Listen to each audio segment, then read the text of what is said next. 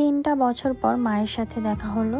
Airport থেকে মাকে receive করলাম। তারপরে এই তো মাকে নিয়ে চলে যাচ্ছি মায়ের বাসায়। মাকে কাছে পেয়ে তো আমার সব সময় মায়ের কাছাকাছি থাকতে মনে চায়, কিন্তু মায়ের আদর ভালোবাসা পাওয়ারও কিন্তু একটা ভাগ্য লাগে।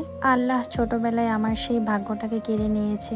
এত কিছুর পরও শুকরিয়া আল্লাহর কাছে, আমার মাকে আল্লাহ এখনো খুব ভালো রেখেছেন। আসসালামু আলাইকুম, সবাই কেমন আছেন? সকালবেলায় সব কাজ শেষ করে তারপর রেডি হয়ে যাচ্ছি। আজকে আমার মা আসবে। 3টা বছর পর আজকে মাকে দেখবো, মাকে জড়িয়ে ধরবো। 2 দিন যাবত তো ঘুমই হচ্ছে না ভালো মতো, কবে মা আসবে, কবে মাকে দেখবো। এই তো আমরা বের হয়ে যাচ্ছি, আর আমার ঘরের দরজাটাও তালা মেরে তারপর চলে যাচ্ছি। 2টা দিন মায়ের কাছে থাকবো, তাই কয়েকটা জামা কাপড় নিয়ে নিয়েছিলাম। এখন আসি মূল কথায়। আসলে আমি না কেন জানি আমার মায়ের ব্যাপারে কোনো কথা বলতে পারি না। তার আগেই আমি দুর্বল হয়ে যাই। আপনারা অনেকেই জিজ্ঞেস করেছেন আমার মা কোথায় থাকে। সবকিছু আজকে বলবো। আমার মা থাকে সৌদি আরবে। সৌদি আরবে খুব ভালো একটা পরিবারে উনি জব করেন। আমার মায়ের কাজ আমার নানুর বয়সী একটি বৃদ্ধ মহিলা আছে, তো ওনাকে দেখাশোনা করা, 24 ঘন্টা ওনার সাথে থাকা। এখন আপনারা অনেক প্রশ্ন করতে পারেন, কেন আপনার মা বিদেশে থাকে? আসলে আমি যখন ছোট, আমার 3 বছর বয়স হবে, তখন আমার বাবার সাথে আমার মায়ের ডিভোর্স হয়ে যায়। সবার জীবনেই তো একটা না একটা কালো অতীত থাকে, সেটাই আমার কালো অতীত, যেটাকে আমি সারা জীবন বয়ে বেড়াচ্ছি।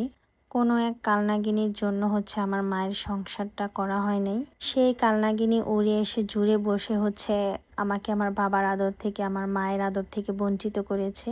কাউকে আমি বদদোয়া দিব না, তো আল্লাহ যেন সবাইকে ভালো রাখে, আমি সেটাই বলবো। কেন জানি আমি আর কথা বলতে পারতেছি না, আমার খুবই কষ্ট হচ্ছে, আমার কান্না চলে আসতেছে। আমার মা খুবই চেষ্টা করেছিল এই সংসারটা টিকিয়ে রাখার জন্য, কিন্তু কোনোভাবেই সেটা আর হয়নি।